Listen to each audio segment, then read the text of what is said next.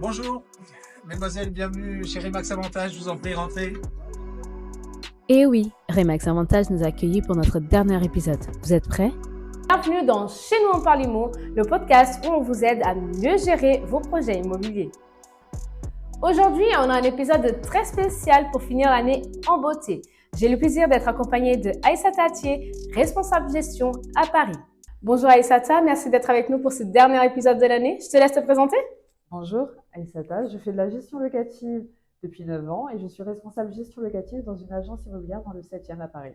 Dans cet épisode, on va aborder des sujets très importants pour les propriétaires et investisseurs. Dégâts des eaux, squat et bien sûr, comment gérer des locataires en impayés. Si vous souhaitez investir cette année et éviter les mauvaises surprises, cette vidéo est pour vous. Allez, on y va? Commençons par un sujet très courant dans la gestion locative, les dégâts des eaux. Alors Aïssata, dis-nous, quelles sont les étapes à suivre qu'on a en dégâts des eaux? Alors pour commencer, il faut couper l'eau. Ensuite, contacter son voisin, Mhm. contacter l'agence afin qu'elle puisse mandater un plombier pour effectuer la réparation. D'accord. Pour le locataire, il faut qu'il déclare son dégât des eaux auprès de son assurance, même si le bien est meublé. Mhm. Et pour le propriétaire, par prévention, il vaut mieux que son agence contacte son assurance propriétaire non occupant et déclare le dégât des eaux. D'accord. Et côté assurance, comment peut-on être sûr d'avoir la bonne assurance qui va bien gérer le dégât des eaux et pas avoir des frais? Alors, la plupart des assurances sont identiques. Ouais. Ce que je conseillerais, moi, c'est plutôt de prendre une assurance qui fait assurance et pas une assurance qui fait d'abord banque avant d'être assurance. D'accord. C'est quoi la différence des deux? L'assurance au niveau de la banque va d'abord avoir un prestataire qui sera plutôt externe pour tout ce qui est dégâts des eaux et D'accord. plutôt externe pour tout ce qui est expert. Donc, Mhm. ils ne vous accompagneront pas Mhm. tout simplement auprès de l'expert. Oui. Alors, quand vous passez par une assurance, si vous avez un problème avec votre expert ou que vous avez besoin d'une contre-expertise, vous pouvez Oui. passer auprès de votre agent. D'accord. Ok, bah c'est un travail plus, on va dire, privilégié. Voilà, vous avez un meilleur accompagnement. Alors Aïssata, qu'est-ce qu'on doit faire si un squat nous arrive? Alors, on a deux possibilités. Si Oui. on est assez chanceux et que le locataire, le squatteur est là depuis moins de 48 heures et qu'il n'a pas pris de contrat, Oui. prévenir les autorités le plus rapidement possible afin qu'ils puissent expulser le locataire. Par contre, si c'est au-dessus de 48 heures, prévenir quand même les autorités qu'ils Mhm. puissent constater le squat et ensuite contacter son avocat et son agence pour pouvoir monter un dossier et le remettre en justice. Et combien de temps ça prend un squat?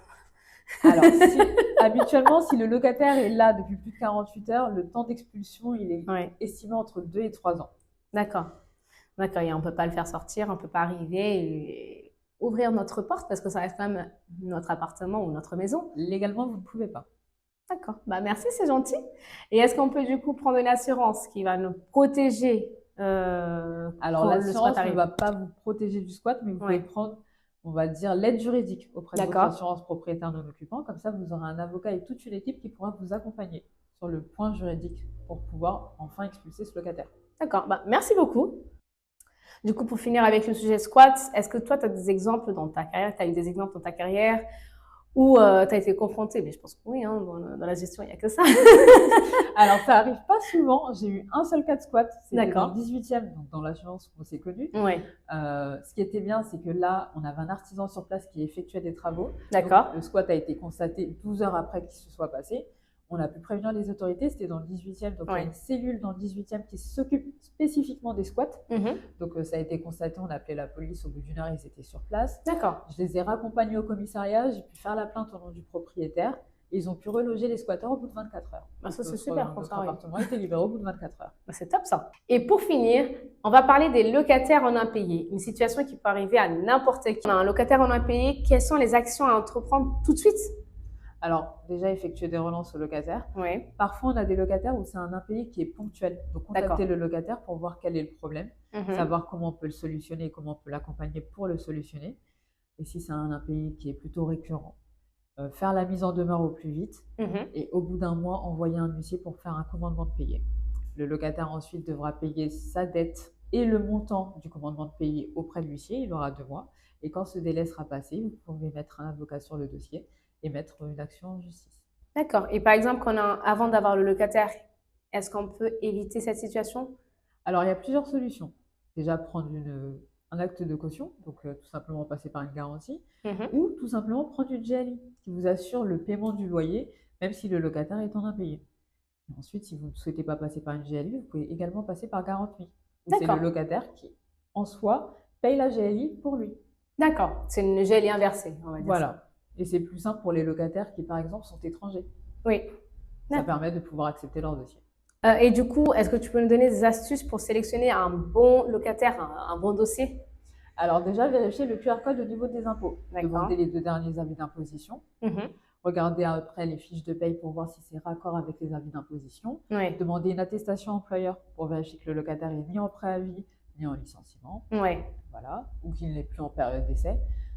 Ensuite, Et quand c'est une entreprise, qu'est-ce qu'on doit faire? alors, quand c'est une entreprise, il faut demander le cabis, D'accord. daté de moins de 3 mois. Demander les comptes. Regarder un bilan. Mhm. Donc, pour ça, je vous inviterai à plutôt passer par une gestionnaire qui pourra regarder un bilan et qui Oui. pourra vous expliquer si celui-ci est bon ou pas. Passons maintenant à vos questions. Alors, première question. Mon propriétaire peut-il vendre mon appartement avant la fin de mon bail? Alors oui, il peut le vendre. Il aura juste par contre une décote sur le bien D'accord. entre 20 et 30%. Est-ce que moi je dois sortir? Je dois partir de logement? Alors non, il le vendra loué. Donc votre bail continue. Il reprendra les mêmes conditions. Alors, deuxième question. On a eu vraiment beaucoup de questions cette fois-ci. Est-il légal d'avoir un dépassement de loyer car le logement dispose d'une machine à laver ou d'une TV sur Paris?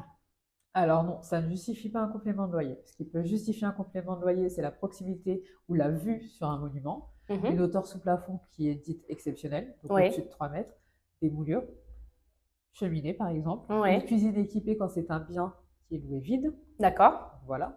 Et en soi, le montant du complément de loyer ne doit pas dépasser les 20% du montant du loyer. Super, bah merci beaucoup. Prochaine question. Suis-je en droit d'arrêter de payer mon loyer si mon bailleur ne met rien en place pour améliorer l'humidité ou la moisissure dans mon appartement? Alors non, vous ne pouvez pas ne pas payer votre loyer, vous pouvez le cautionner auprès d'un huissier en D'accord. attendant que le propriétaire fasse les travaux. Par contre, il faudra noter que certains travaux sont dus plutôt à la copropriété et pas Oui. au propriétaire.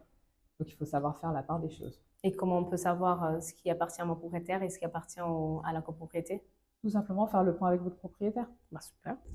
Du coup, qu'est-ce que c'est Visal? Alors Visal, c'est une garantie. C'est une garantie par l'État Oui. qui est habituellement utilisée pour les personnes qui ont soit moins de 26 ans, soit un revenu inférieur à 1 600 euros. Merci. Et on enchaîne avec la prochaine question. Est-ce que le propriétaire a le droit d'avoir le double des clés de mon logement et est-il autorisé à rentrer dans le logement sans mon accord? Alors, s'il n'a pas votre accord, il n'est pas censé garder un double des clés.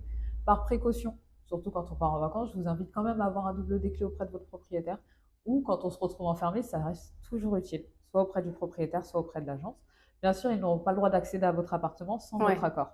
Et pour les visites, imaginons que vous avez envoyé votre préavis, habituellement, les agences préviennent 48 heures à l'avance Oui. et vous demandent votre emploi du temps pour pouvoir effectuer des visites. Bah, c'est super ça. C'est très important de savoir ça parce que du coup, on oublie souvent les clés à l'intérieur et les locataires surtout. C'est ça. Et surtout le dimanche soir.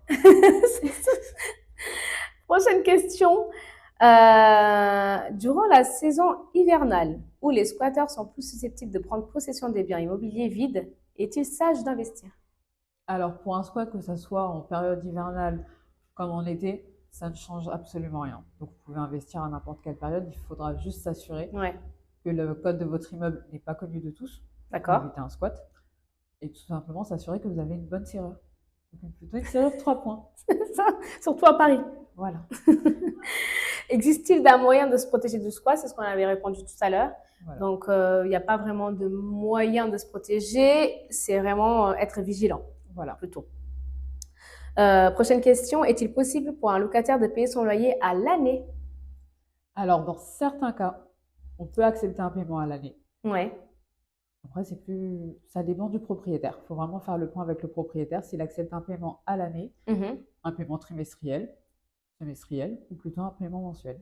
Prochaine question. En cas de fuite d'eau, est-ce que c'est au syndic, propriétaire de l'immeuble, le syndic, ou au propriétaire de l'appartement d'intervenir? Alors, ça dépend d'où se situe la fuite. Si la fuite, elle se trouve dans l'appartement après compteur, c'est au propriétaire d'intervenir. Sauf si vous louez en vide et si la fuite est due à un joint. Donc là, ce sera plutôt pour vous. Après, si, imaginons, la fuite, elle est plutôt sur une colonne, D'accord. sur quelque chose de commun, Non, ce sera ça sera- aussi plutôt pour dès l'immeuble d'intervenir. Bah, super. Merci. Est-ce que je peux récupérer le loyer en cas de squat? Alors, vous pouvez éventuellement récupérer si le locataire est solvable. Et Oui. si vous faites la demande auprès du juge pour une saisie sur compte. D'accord. Et si c'est un squatter autre que locataire, est-ce que Oui. l'assurance, elle peut prendre en Alors charge? non, l'assurance ne prendra pas du tout en charge le montant du loyer parce que vous avez un squat. Donc, on reste toujours en perte. Alors ça dépend, vous pouvez également demander une saisie. Si vous allez au Ouais. tribunal contre ce squatteur et que vous arrivez enfin à le déloger et s'il est solvable, vous pouvez demander une saisie également sur ses comptes. Mais c'est une procédure qui est quand même assez longue. Qui reste quand même assez longue et surtout ce sera en plusieurs fois.